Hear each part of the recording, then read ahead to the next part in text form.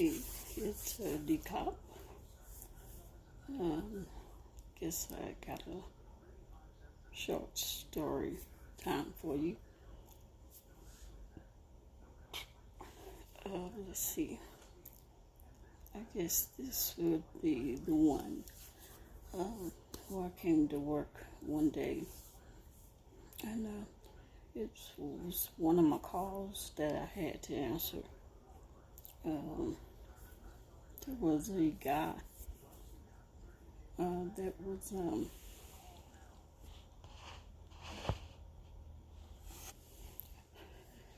a homeless guy, and they wanted him out of the building. So I go I go to get him out of the building, and when I get there, I found this guy, and it was in a room where there's a lot of people. He was like at an emergency room of a hospital, and he, when I made contact with him, he was kind of hostile. Didn't really want to talk to me, but I guess that's normal. I guess no one wants to talk to the police, but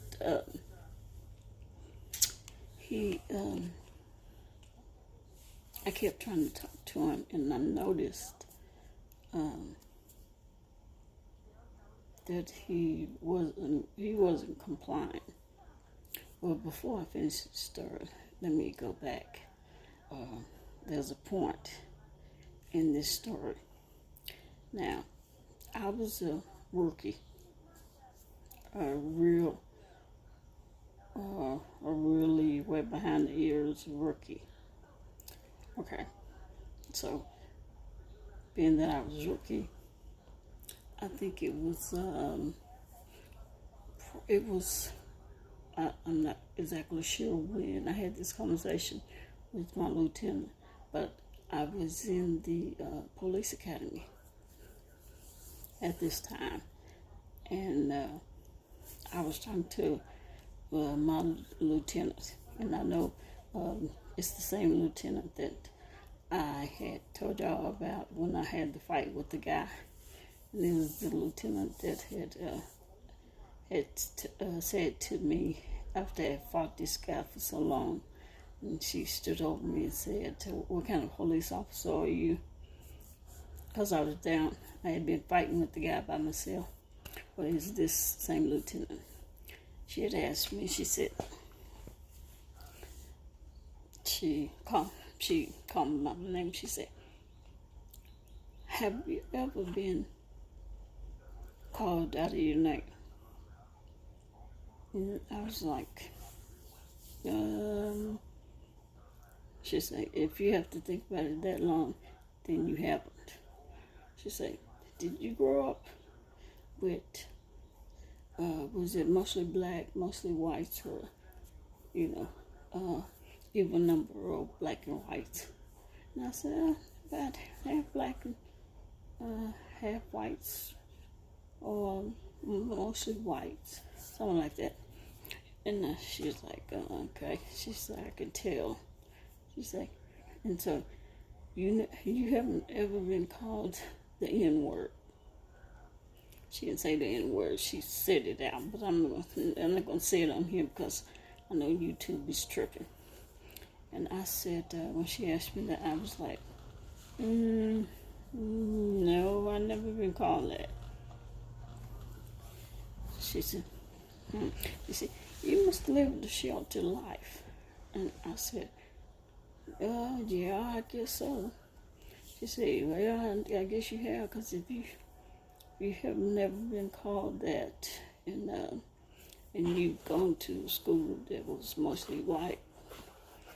And I said, "Yeah, well, I guess so." She said, "Well, what are you going to do when you graduate from police academy, and some white guy happened to call you a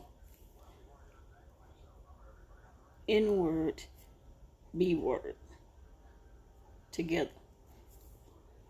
She didn't say it like that, but we know I just can't say the word.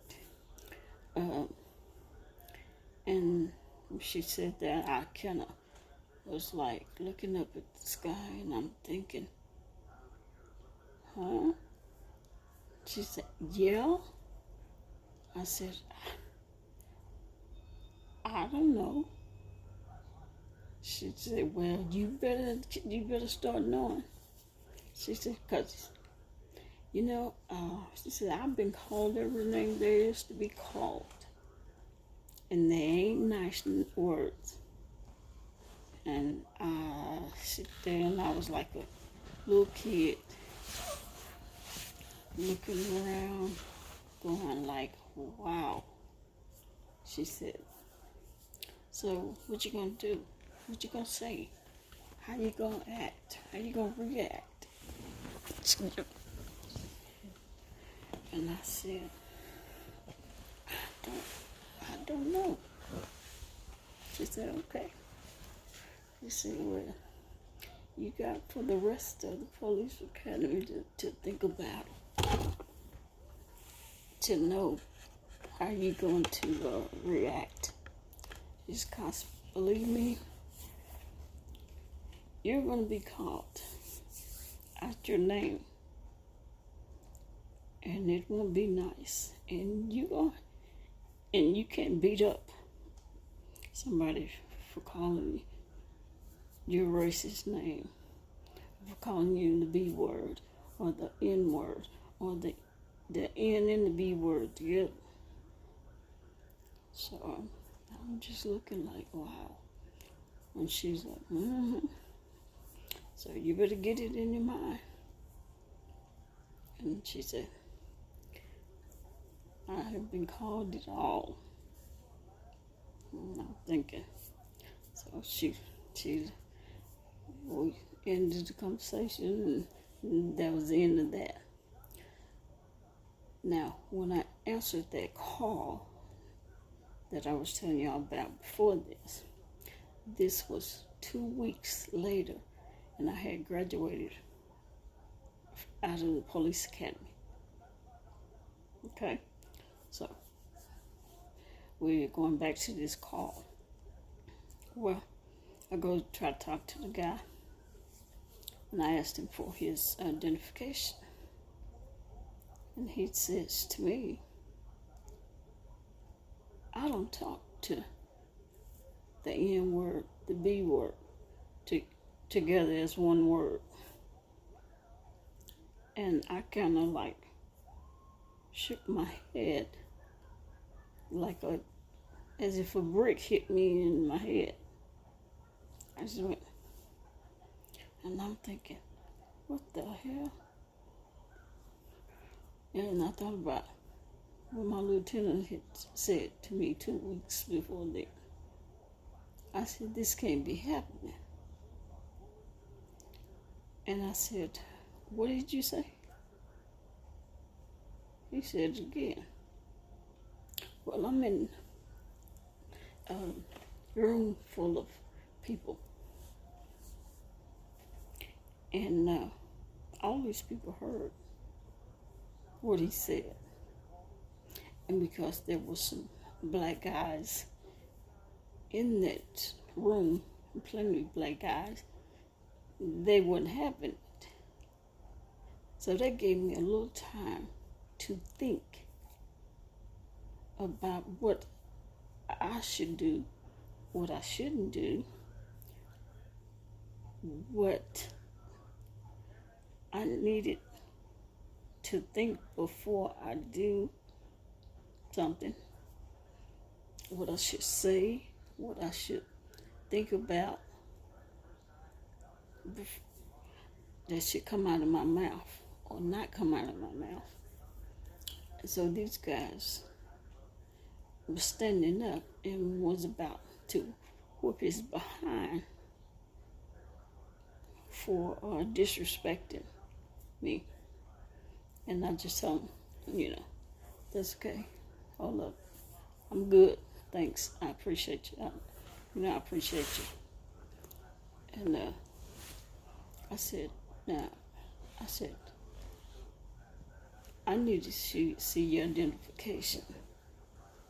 And he said again, he said, I don't follow instructions from in the B word. So here I am again, and I'm thinking, what the hell am I going to do? I can't just all of it hit this man in his hit it, just draw back and hit him in his damn mouth and knock his teeth out. I would like to, but I can't do that. So I said, I'm going to ask you again for your ID. And he said, I don't listen to black bees. So I said, okay. Then I get on my radio, and I said, send me some backup. Lay down, go sleep. I said, send me some backup. Yep. So I waited. I stood there. I said, okay. I said, well, you can either give me your identification, or we can do this another way. So he didn't want to show me anything. So I said, okay. So those black guys that was in the room wanted him. It was like trying to get him to go outside. They was gonna whoop that head. But he didn't want to go outside. He just sit there and wanted to see if he could talk crazy to me and get away with it, but I wouldn't have it. And I didn't want to start no big fight in this big open room with all these people packed in here. So I was like, okay, well, if we have to fight when I get some backup, we'll do what we have to do. So my backup came, and my backup came, and it happened to be, it was a white guy. So the white guy starts to come in, and the suspect seen that it was a white guy, and he was all happy. So when I seen him come, my backup come, the white guy just start automatically just start talking to him. I was like, no, we ain't having that. No. I said, you be quiet.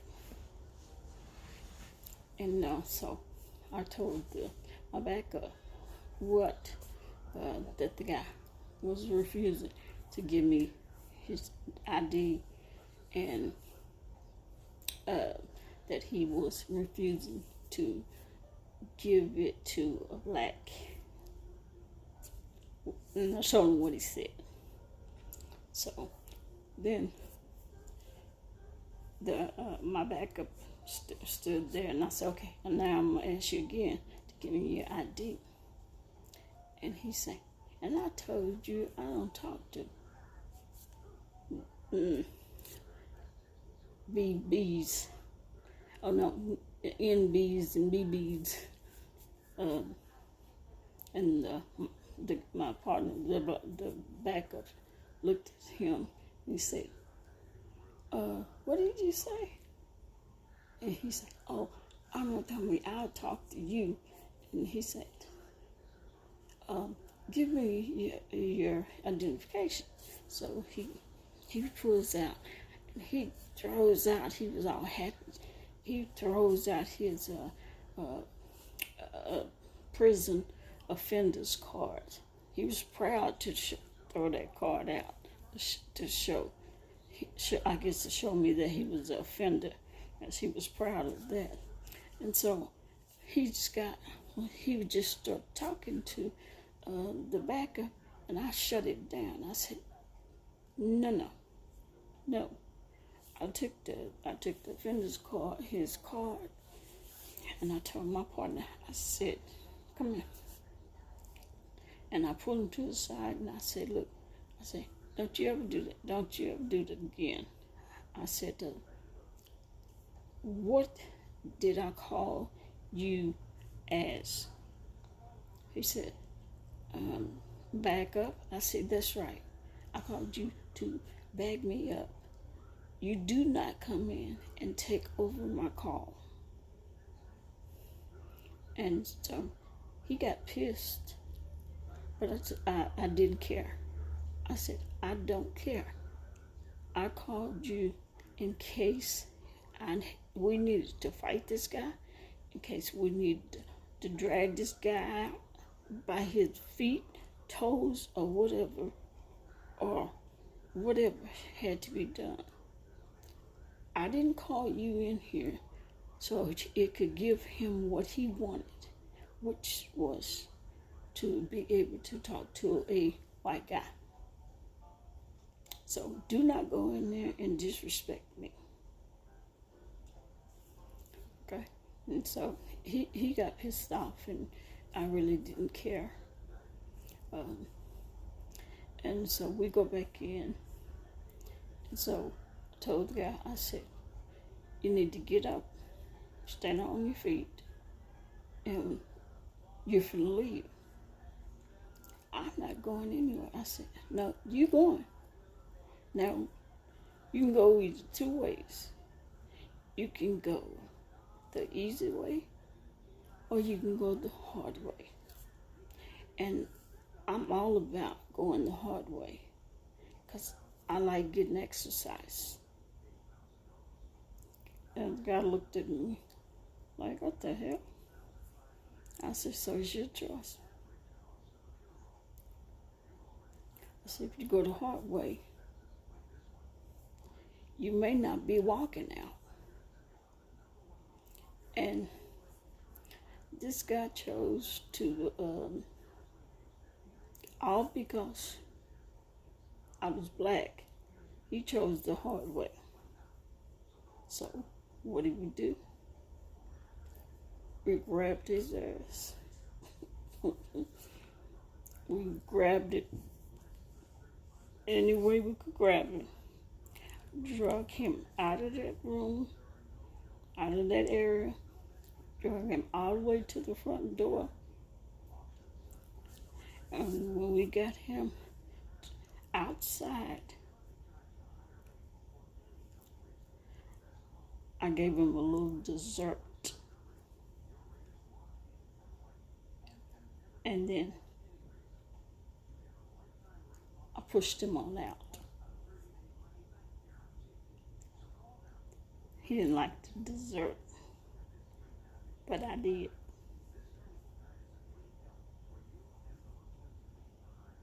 So that was a little short story time.